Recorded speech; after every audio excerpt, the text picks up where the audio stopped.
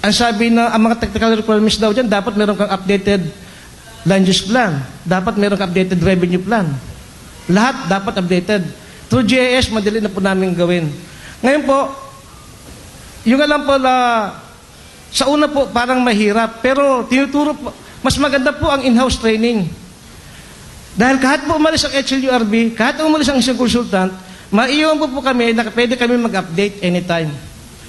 So, yun lang po, magandang hapon po sa inyo lahat.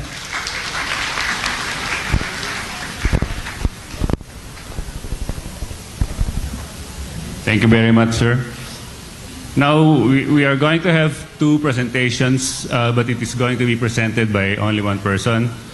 The first presentation is called Project NOAA, or Nationwide Operational Assessment of Hazards and the Water Level Monitoring System, a project of ASTI. Our presenter is the Director of the Advanced Science and Technology Institute, and concurrently, he is the officer in charge of the National Computer Center. Ladies and gentlemen, Engineer Dennis Villarente.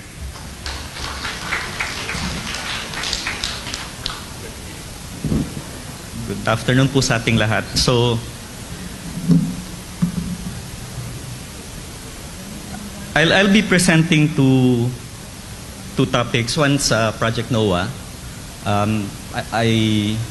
I hope many of us already are using this, but so my materials will provide some more detail of what is available and what we are planning to do with Project NOAA. And second is just drill down to one component of Project NOAA, which is sensors. Because many of us here are from the LGUs, this may be something you would be interested in, because then we can do complementation. There's a national effort, but at the same time, you also have resources at the local level. You might be interested to use those resources to increase the number of sensors that we have, because sensors provide us the data we use to improve the forecasting for disasters. So, as you will notice, hindi po ako si Mahar Lagmay. I'm Dennis Villarente. But this presentation, hindi ko na po pinalitan. This is a standard presentation of Project NOAA. Dr. Mahar Lagmay is from the UP National Institute of Geological Sciences. One of the project leads, and he's also the project director of Project NOAA. I'm Dennis Villarente. I'm from the Advanced Science and Technology Institute under DOST, concurrently with the National Computer Center as well. So, Project NOAA itself, it's an initiative of the DOST upon instructions of President Aquino. Our objectives are to use technology to enhance current geohazard vulnerability maps. Na kanina po napakita that we already have geohazard maps, but these are large scale, so not very high resolution. What we want to do is improve further so that kasi importante po sa atin, lalo na at the local level, we want to know ano ba yung location na hazardous down to the, hopefully, house level. Or, to that detail. So we want to do this. And second, and this is the specific instruction of President Aquino, is to provide at least, or ano ba yan? At least ba or at most? 6 hours forewarning for any flooding event. And our target here is for the 18 major river basins. Sorry.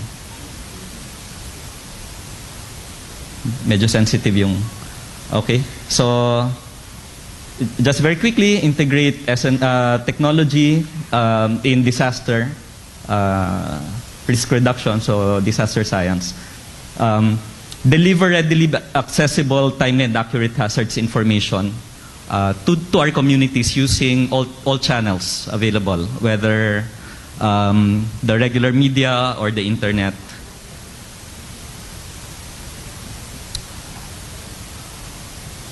Okay, integrate disaster efforts. So this is a holistic approach. We want to get all stakeholders involved.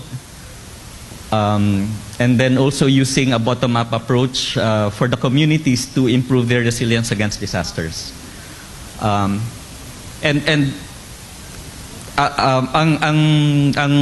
parang strategy namin doon is to provide our communities with all of the information that they can use in a timely manner, so that then they can make decisions that will help save lives.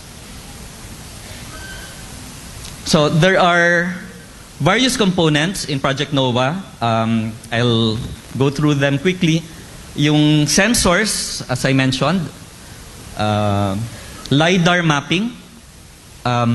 We had an earlier presentation on GIS. LiDAR is a technology also for mapping. LiDAR stands for light intensity detection and ranging. So right now po, when you go to NAMRIA, what maps do they have? It's a large format again and not very updated.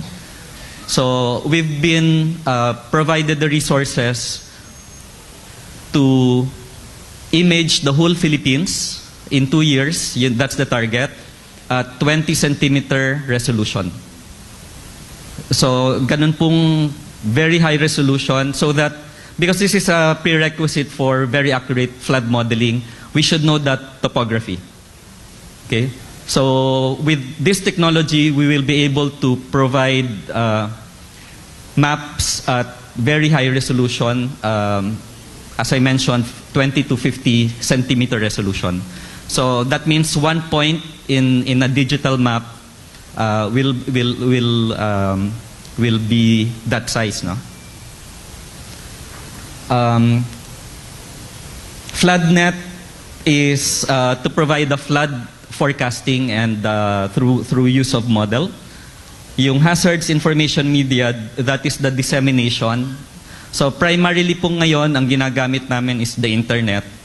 And hopefully through that, you can pick it up and disseminate it through your other channels. Like earlier, there was a presentation that they have the cell phones of all of the residents, so they can relay this kind of information. So yun po, the LiDAR is to map it, but we will do the processing of the data, the map data that we will get, to be able to generate higher accuracy geohazard maps. And then we're also looking in the future at localizing Doppler systems.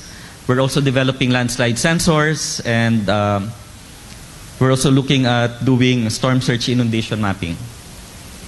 Okay, yan po yung target namin. In 2 years, and this is counting from early this year, when we got the funding for this, we will provide very high resolution flood hazard maps, and we will install 1,000 sensors with priority in the 18 major river basins. Ito po yung river basins. So after this, once we're done with this, we will move to the minor river basins po. So we will not stop with this, we will proceed, but this is the priority for now.